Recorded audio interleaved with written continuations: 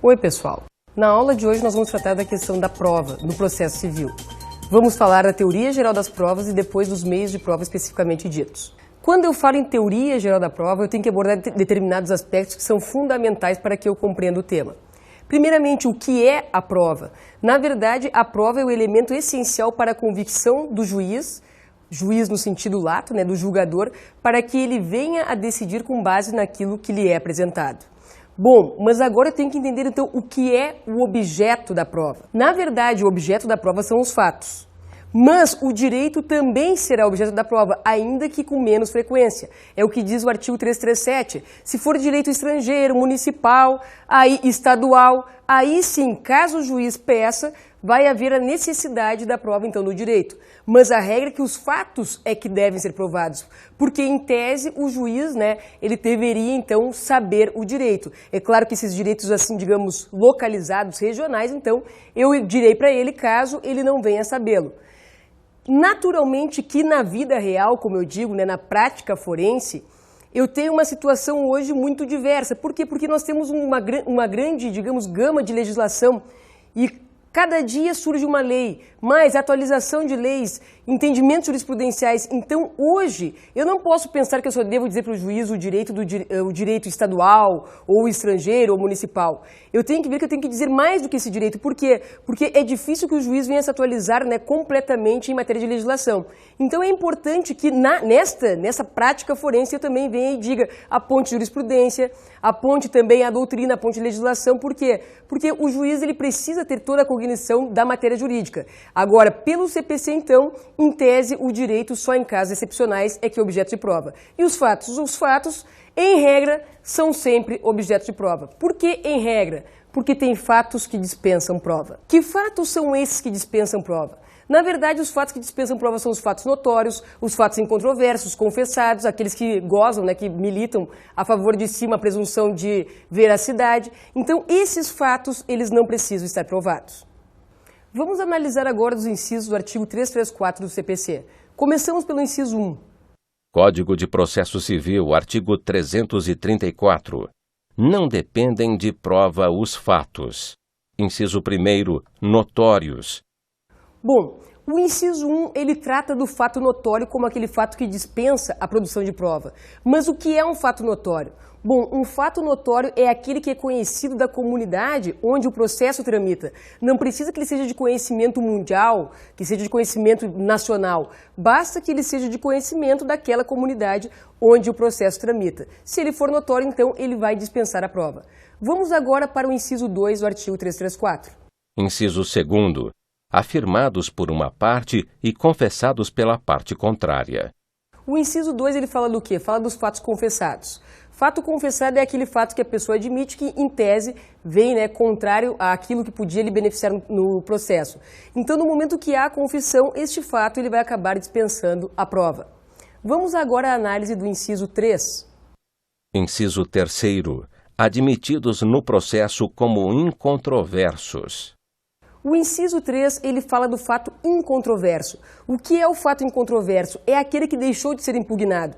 Imagine-se lá uma situação que na petição inicial é colocado determinado fato, vamos imaginar que a pessoa estava embriagada quando cometeu o que cometeu, e agora na contestação vem o rebate dos fatos da inicial, mas não se rebate aquela questão da embriaguez. Então, este fato não impugnado, ele presume-se incontroverso.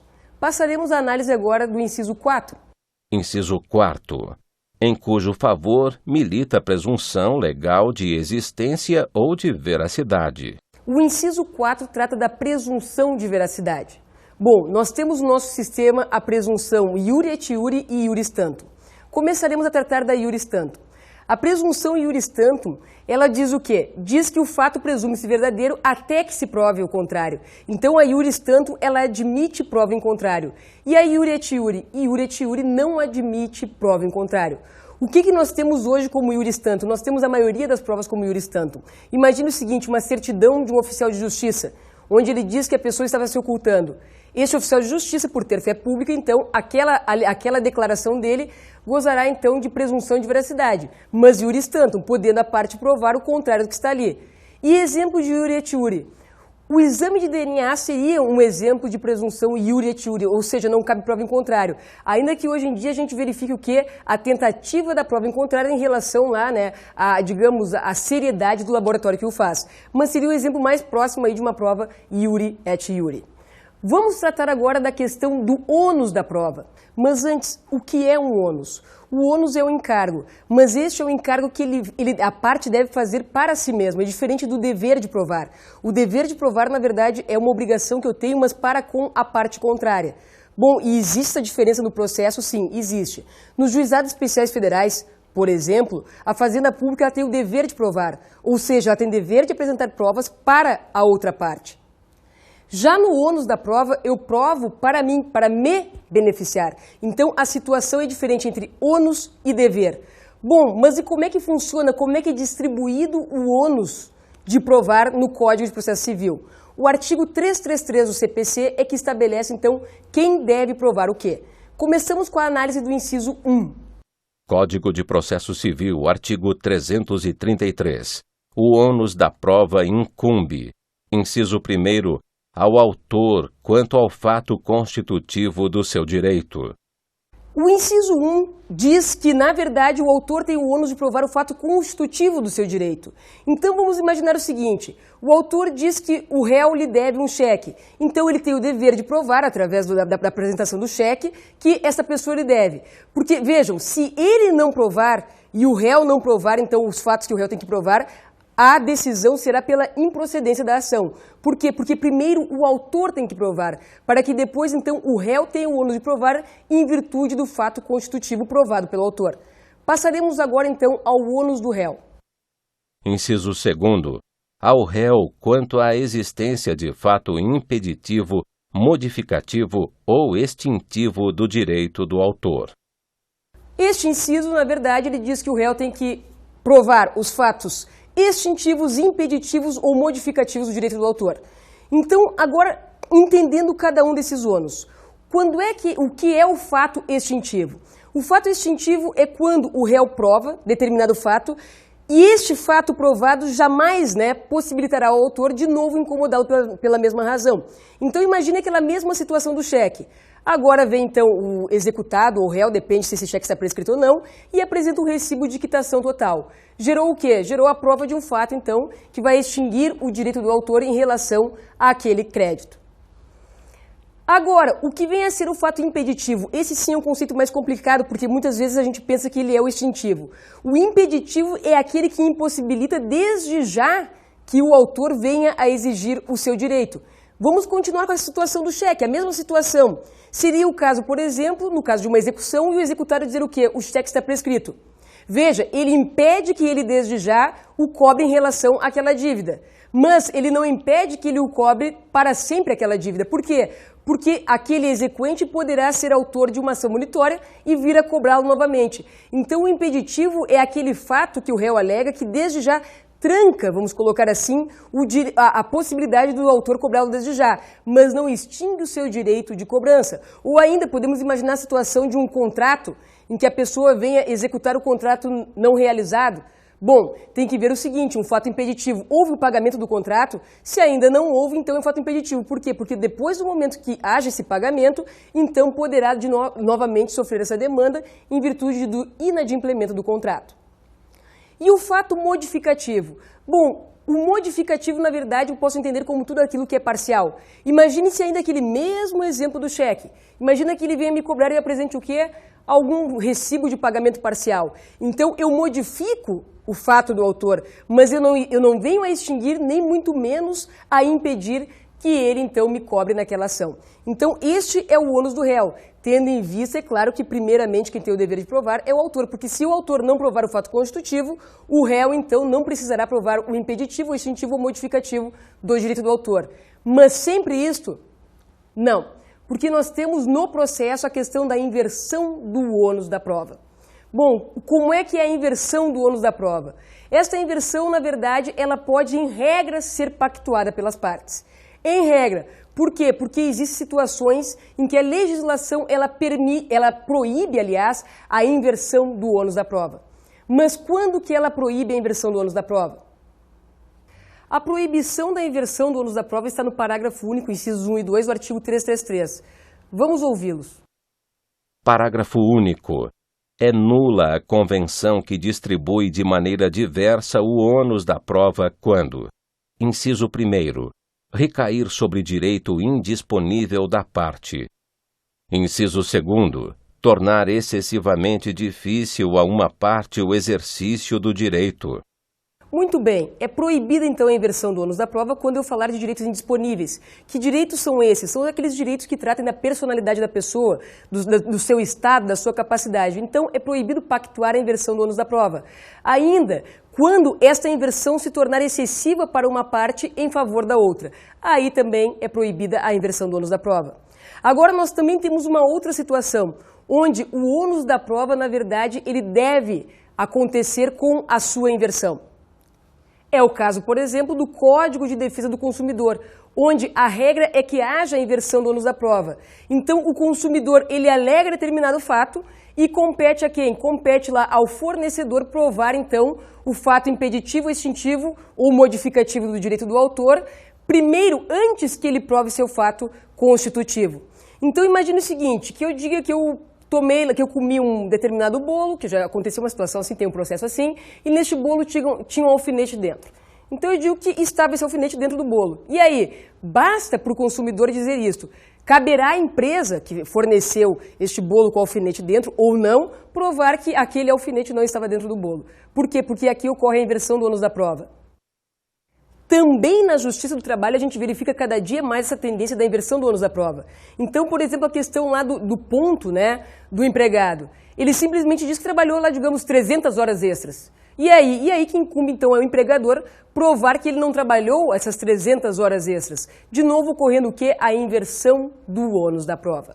É claro que quando eu falo de teoria geral da prova, eu teria ainda alguns elementos para falar, mas agora tratamos pelo menos do que é essencial, porque agora passaremos a analisar o que? Os meios de prova. O CPC traz arrolado ali alguns, né, dos meios de prova. Então bota ali depoimento pessoal, confissão, exibição de documento ou coisa, testemunhal, documental.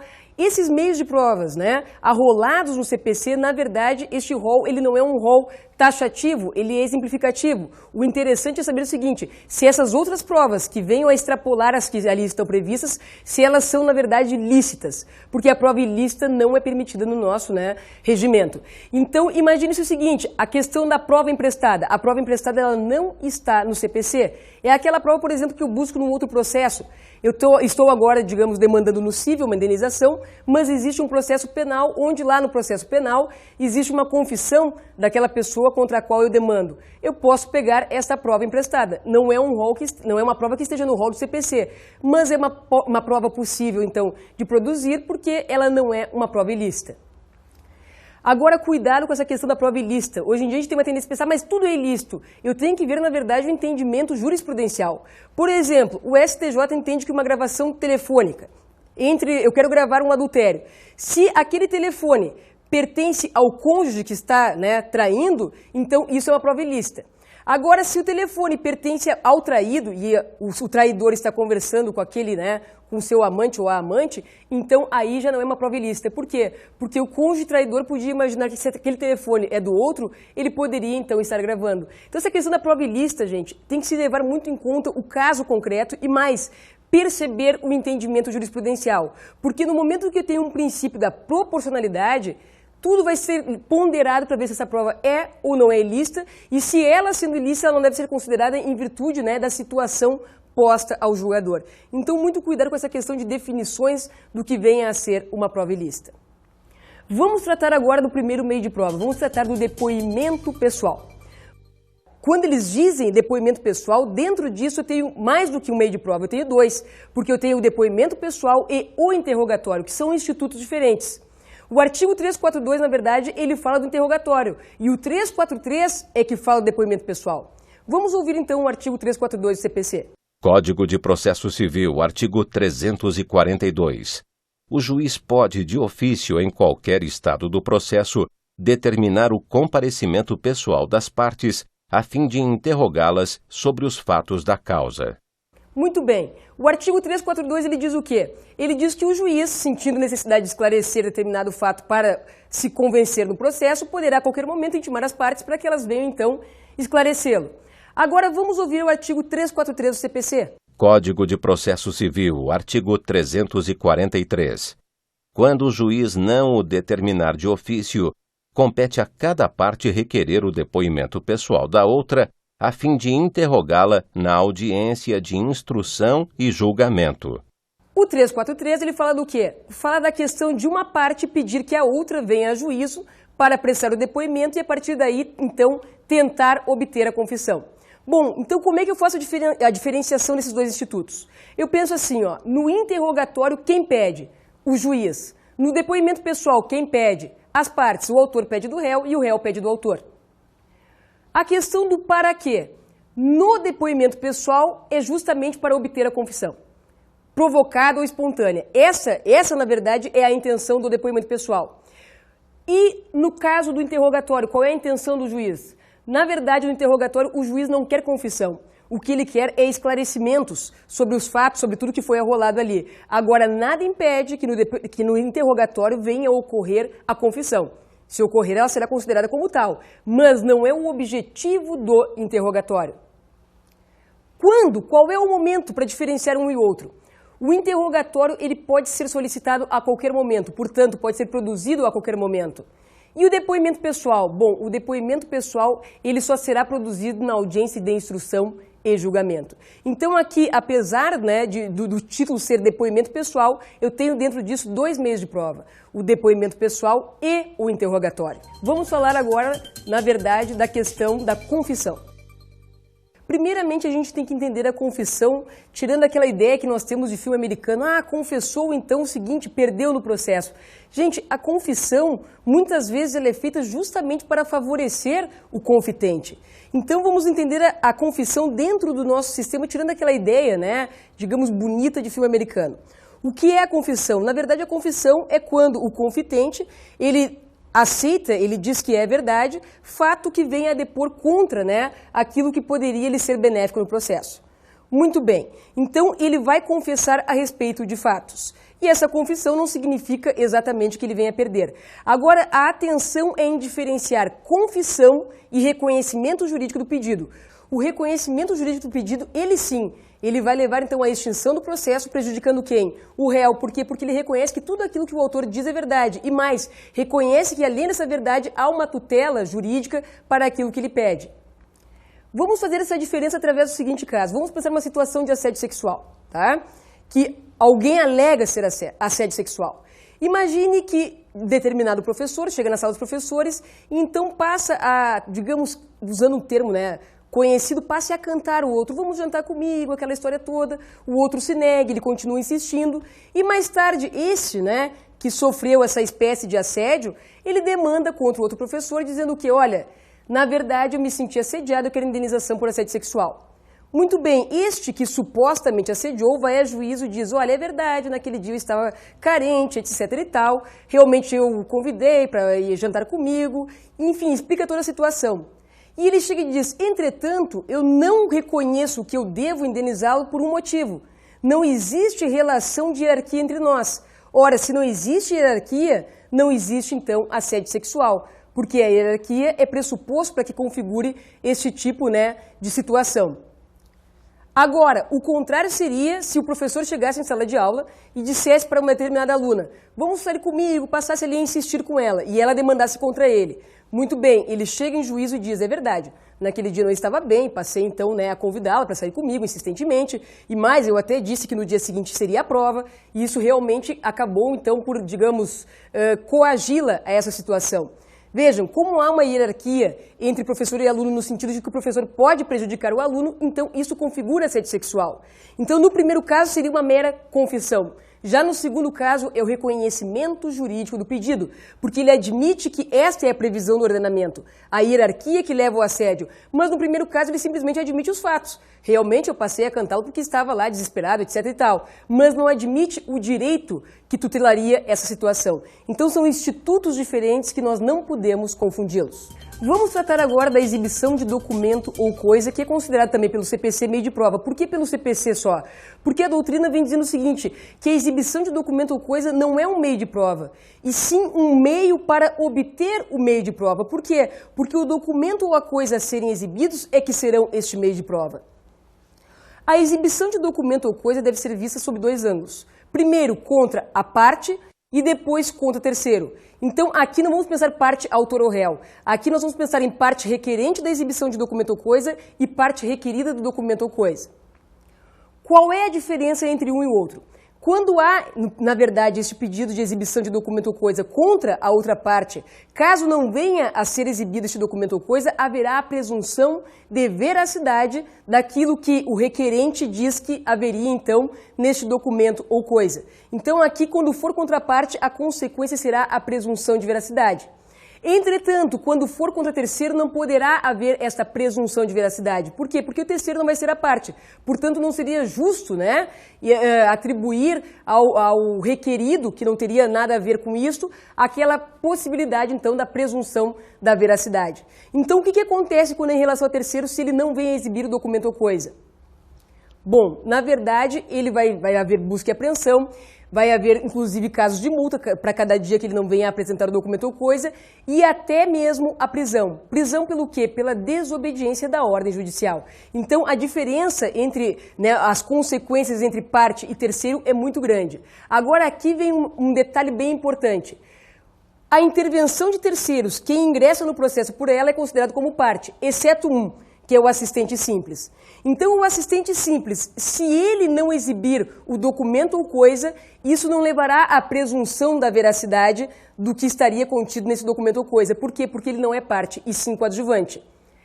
Entretanto, qualquer uma das outras modalidades de intervenção de terceiros, como eles se tornam partes, a não exibição acarretará o quê? Acarretará, na verdade, a presunção de veracidade daquilo que se alega estar contido nesse documento ou coisa. Vamos tratar agora da prova documental. Na verdade, a prova documental é considerada a mãe das provas, a prova por excelência. E por quê? Porque o nosso sistema ele é um sistema positivo. Então, aqui, o que está escrito, na verdade, é aquilo que vale. Nessa concepção, a prova documental, então, ela tem uma grande importância no processo. E hoje a gente vê se igualando a prova documental à prova pericial. A prova documental, primeiramente, para que eu a compreenda, eu tenho que entender o que é documento. Documento é tudo aquilo que sirva para transmitir um determinado momento, uma determinada concepção, ou uma determinada até imagem, ideias, tudo aquilo que vem a transmitir determinado fato é considerado documento. É que a gente tem o hábito de pensar em documento como um papel escrito. Não, mas imagine uma fita de vídeo, ela também é um documento. Um DVD é um documento, a foto é um documento. Então, documento é tudo aquilo que sirva para transmitir algo em relação a um fato. Aliás, o documento, ele na verdade se divide em documento e instrumento. E até pela teoria espanhola fala-se em monumento. Na verdade, o instrumento seria aquilo que seria feito por um oficial público, como por exemplo uma certidão em cartório público. E o documento, ele seria, documento em sentido estrito, seria aquilo feito sem o reconhecimento do oficial público. Mas em sentido lato, o documento então é tudo aquilo que sirva para transmitir fatos. E o monumento, o que viria a ser? O monumento seria tudo aquilo que eu não pudesse levar ao processo, porque seria impossível levar. É o caso, por exemplo, de uma casa que precisasse ser analisada pelo juiz. Então, não é o caso da perícia, o juiz quer analisar. Então, essa casa ela seria um monumento, dentro ainda das provas, né, que seriam documentais. Bom, da prova documental, então, eu tenho que entender que, primeiramente, ela é indivisível. Indivisível no sentido de que eu não posso dizer eu quero só a metade deste documento, a outra metade eu não quero. Eu tenho que aceitá-lo no todo, salvo se essa outra metade que eu nego, que eu não quero, ela tiver algum vício. Que tipo de vício? Erro, dolo, coação ou fraude. Mas, em tese, eu tenho que aceitar a prova no seu todo. Não posso simplesmente aceitar a parte que me beneficia e rejeitar aquela parte que me prejudica. A prova documental, ela, na verdade, precisa muitas vezes ser provada por um outro documento, não só aquele que está ali posto. É o caso, por exemplo, da fotografia. A fotografia já é um documento, mas eu tenho que apresentar um outro documento para poder dizer, então, que ela tem essa verdade toda que olha o que tem. Aí eu tenho que juntar o quê? O filme. É claro que hoje essa questão fica muito difícil com as máquinas digitais. Por quê? Porque não há filme. E mais, é uma prova muito fácil de ser alterada. Então, hoje, uma grande polêmica em torno justamente dessa fotografia digital. Por quê? Porque existem documentos que necessitam de outros para que gozem, então, da veracidade que lhe merecia, né, ser atribuída. O documento, em alguns casos, ter que necessitar, então, dessa prova por um outro documento, ele é passível, então, de arguição de falsidade. O documento ele pode ser falso em virtude de duas concepções. Ou a sua falsidade ela é formal, ou a sua falsidade é material. Quando é que a falsidade do documento ela é material? Quando é que eu tenho essa arguição de falsidade material? Material é quando, na verdade, o conteúdo do documento é alterado. Ele é falso. Vamos imaginar um prolabore. O prolabore é sempre o melhor exemplo. Imagine que eu queira agora ganhar um benefício, por exemplo, eu estou na faculdade e quero ganhar um benefício para pagar a metade. E aí eu junto um prolabore feito pelo meu contador de R$200. Justamente eu pedi que ele fizesse lá um prolabore baixo para que eu ganhasse aquele benefício. Agora imagine-se o seguinte, eu, no mesmo caso, aquela pessoa que acabou de ganhar lá o benefício da faculdade, agora quero comprar um carro, justamente para chegar bem na faculdade, né? Eu quero comprar um carro novo. Vou lá no meu contador e digo assim, agora eu faço um prolabore aí de R$6.000 se eu quero comprar um carro legal e eu preciso desse prolabore. Então, o documento, quando ele é feito, o seu conteúdo já vem a ser falso. Diferentemente da falsidade formal. Como é que acontece a falsidade formal? Na verdade, o instrumento, né, que está servindo para trazer o conteúdo da prova documental, ele está alterado. Então, imagine-se o seguinte, uma assinatura. Essa assinatura ela é apagada e ela é alterada botando a assinatura de uma outra pessoa em cima, ou é alterada uma data apagando, até mesmo a foto digital, né, a sua alteração. Então, quando é no próprio instrumento, no próprio meio a alteração, aí nós temos então uma falsidade formal do documento. Quando for no conteúdo, então, é a falsidade material. O entendimento aqui em relação a um e outro é interessante, por quê? Porque a doutrina aqui diferencia as consequências de um e de outro. Se a falsidade for formal, então ela é alegável dentro do processo civil e ali então o juiz é que vai resolver a situação. Entretanto, se a falsidade ela for material, o entendimento é que deve ser resolvido isso na esfera penal. Por quê? Porque estaremos tratando então do caso da falsidade ideológica, que significa alterar ou fazer conter um documento aquilo que não significa a verdade que ele deveria ter. Então essa diferenciação vem principalmente na questão das consequências de uma e outra. Vamos tratar agora, gente, da prova testemunhal. Esta prova aí que é tão, digamos, desmerecida na prática forense. E a gente critica bastante, né? Mas a prova testemunhal ela é tão importante. Agora, nós sabemos que nós temos grande problema, né, com a questão da prova testemunhal, porque muitas vezes a testemunha realmente ela não presenciou o que diz ser presenciado e, no caso, então, ela é uma testemunha falsa que vai levar o juiz a uma convicção errônea sobre o que de fato aconteceu. Em tese, a prova testemunhal é sempre admissível. Entretanto, o artigo 400 do CPC diz quando ela será indeferida. Vamos ouvir aí o inciso 1. Código de Processo Civil, artigo 400. A prova testemunhal é sempre admissível, não dispondo a lei de modo diverso. O juiz indeferirá a inquirição de testemunhas sobre fatos. Inciso 1. Já provados por documento ou confissão da parte. O inciso 1 diz que ela será indeferida quando já restar provado determinado fato, ou por documento ou por confissão da parte. Então, neste caso, o juiz vai indeferir a prova testemunhal, é claro que sempre motivando. Vamos agora ouvir o inciso 2. Inciso 2.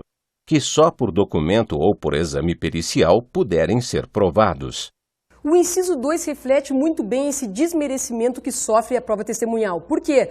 Porque diz que ela será indeferida caso aquele fato deva ser provado por prova documental ou por prova pericial. Então aqui a gente vê que realmente ela é colocada em um segundo plano em relação à prova documental e à prova pericial.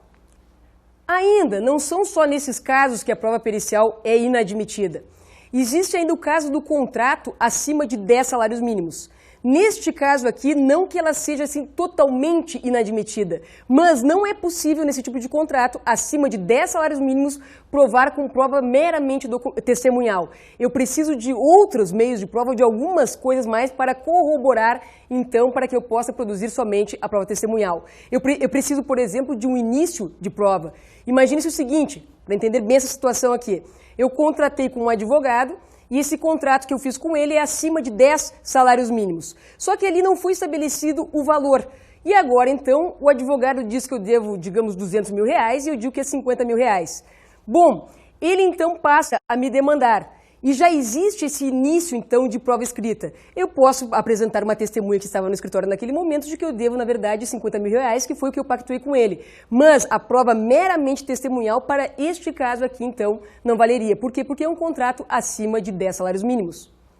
Mas jamais vai se admitir prova só testemunhal em contrato acima de 10 salários mínimos? Não. Existem casos que se admite a prova meramente testemunhal. Que casos? Aqueles casos em que eu não podia exigir um contrato. Que casos são esses? É muito comum hoje aceitar isso no arrendamento rural e parceria agrícola. E por quê? Porque o entendimento aqui que essas questões, ligadas principalmente ao campo, elas valem muito, prevalece muito a questão da palavra firmada, do acordo feito entre as partes verbalmente.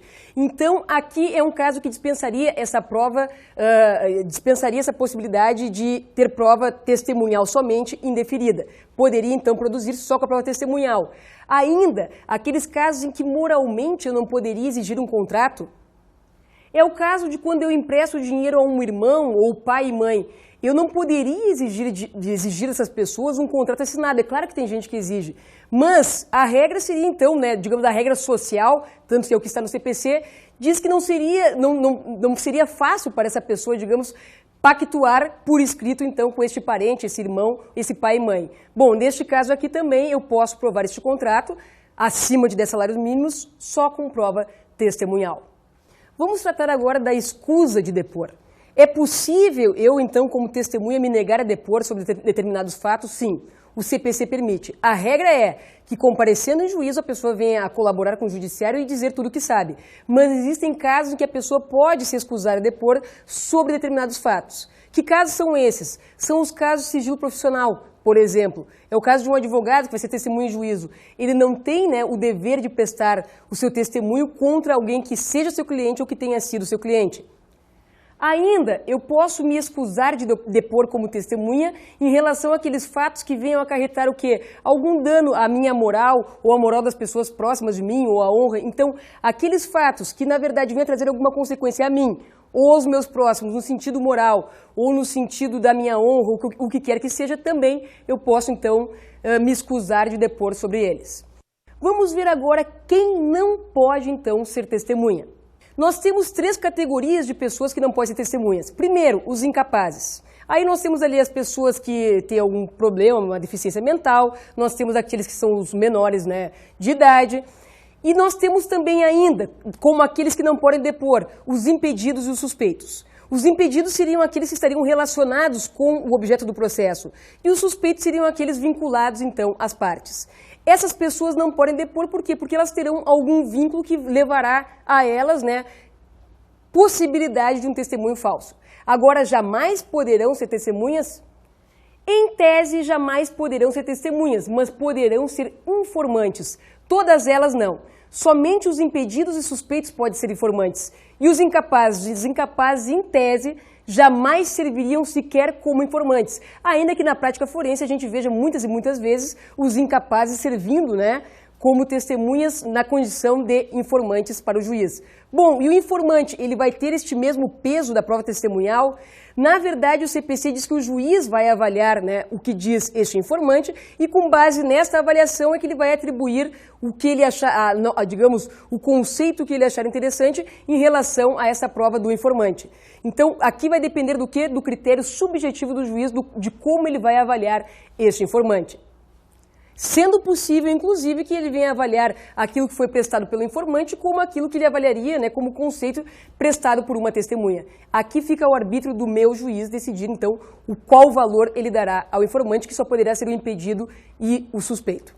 O incapaz jamais. Vamos tratar agora da questão da produção da prova testemunhal. A prova testemunhal ela é produzida na audiência de instrução e julgamento. Quando então o juiz ouve as testemunhas, a partir dali então ele colhe depoimento, registra na ata de audiência e isso vai para o processo. Agora vejam, como é que essa testemunha ela comparece? E aí aqui eu tenho duas situações. Primeiro, eu posso dizer que ela comparecerá independentemente de intimação. E eu posso dizer então que ela comparecerá então mediante intimação. E as consequências no não comparecimento dela vão diferenciar justamente em virtude de ela ter sido ou não intimada a pedido meu. Se ela não foi intimada porque eu dispensei a intimação, presume-se que eu desisti dessa testemunha. Então a importância de sempre pedir a intimação é justamente para que eu possa contar com ela. Agora, se ela foi intimada porque eu pedi a intimação e ela não comparece, ela será conduzida para uma próxima audiência. Como é que é essa condução? O oficial de justiça, na verdade, vai em casa buscá-la para levá-la, então, na próxima audiência a ser marcada pelo juiz. Então, a questão da intimação é fator essencial para que eu venha a dizer para o juiz, no momento certo, se a pessoa não aparece, se há a desistência dela, a presunção pelo menos, ou não, ou se ela deverá ser conduzida a juízo. Vamos tratar agora da prova pericial. A prova pericial hoje é considerada uma prova das mais importantes, ainda que a letra da lei não diga isto. Por quê? Porque quando eu penso em prova pericial, eu penso justamente naquela prova que requer um conhecimento técnico. Conhecimento este que o juiz não tem a obrigação de ter e que muitas vezes não terá. Ele é formado em direito, né? E não em medicina, por exemplo, arquitetura ou engenharia. Como esta prova pressupõe um conhecimento técnico, então ela, por o juiz não ter como saber esse teor científico, ela vai ter então uma presunção muito boa, quase igual ou até mais às vezes do que a prova documental. A lei fala que o juiz ele não precisa cingir-se à perícia, mas a lei fala que se o juiz quiser ele manda produzir uma nova perícia. É claro que ele não pode desconsiderar totalmente a primeira. Claro, ele poderá desconsiderar se ela for viciada, ou se aquela pessoa que fez era impedido ou era suspeito. Mas, em tese, se ele não, digamos, ele não gosta daquele laudo apresentado, ele pode mandar produzir um segundo, mas ele não pode simplesmente desmerecer totalmente, desconsiderar o primeiro. O juiz, então, ele não é obrigado a vincular-se à prova pericial, mas se ela é aquela de conhecimento técnico, provavelmente ele venha vincular-se a ela. Há uma alteração na legislação no sentido da questão dos assistentes técnicos.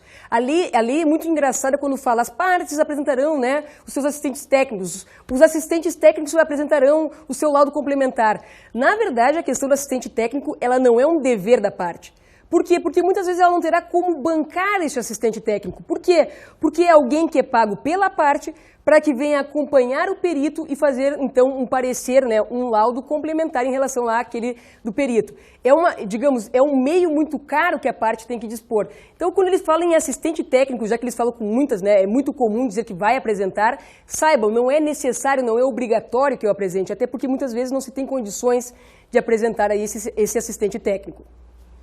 A modificação foi no sentido de que agora os assistentes técnicos eles têm que apresentar os seus laudos no prazo de 10 dias depois da apresentação do laudo, então, do perito. Perito este que é pago por quem? É pago pela parte que requereu a perícia. Bom, e se essa parte ela tem a AJG, assistência judiciária gratuita? Bom, se ela tem a AJG, então quem vai pagar essa perícia é o Estado. E aqui o que acontece? Muitas vezes, por ser o Estado, então o perito acaba tendo essa dificuldade de encontrar um perito que vai trabalhar pelo pagamento do Estado. Por quê? Porque demora muito, o valor é muito baixo, e aí nós temos visto o que na prática? Uma situação lamentável. Muitas vezes o juiz, ele desde já inverte o ônus da prova, por quê? Porque a parte lá que não requereu a perícia, ela que tem condições de pagar essa perícia. Então ele inverte justamente para que consiga uma perícia o mais rápido possível, justamente de alguém que pode suportar, em casos que não deveria ocorrer necessariamente a inversão do ônus da prova. Então a prova pericial, a gente já aprendeu aí que ela é uma das mais importantes do momento. Vamos tratar agora da questão da prova da inspeção judicial. A inspeção judicial ocorre quando o juiz, ele vai até o local e verifica o fato que é alegado para ele. Então é muito comum acontecer em acidente de trânsito, e as pessoas contam aquela história confusa, que tem um semáforo, tem duas pistas, passou na pista da esquerda e da direita. O juiz, não estando convencido, não entendendo exatamente o que aconteceu, ele pode ir até o local e lá então verificar aquilo que foi narrado para ele. Ainda, alguns juízes de família fazem isso e é bem interessante. Os pais brigando pela guarda da criança. Aí um diz, não, mas a situação que hoje ele está é péssima, não tem nem como sobreviver no ambiente. o juiz pode ir até a casa onde essa criança está vivendo e verificar se as condições são aquelas mesmo alegadas pela parte que está querendo, então, a guarda em sentido contrário daquela que está com a criança. Então, a inspeção judicial, ela depende do quê? Ela depende do juiz pessoalmente verificar a prova, o fato que lhe é arguído, então, conduzindo também ao meio de prova para criar a sua própria convicção.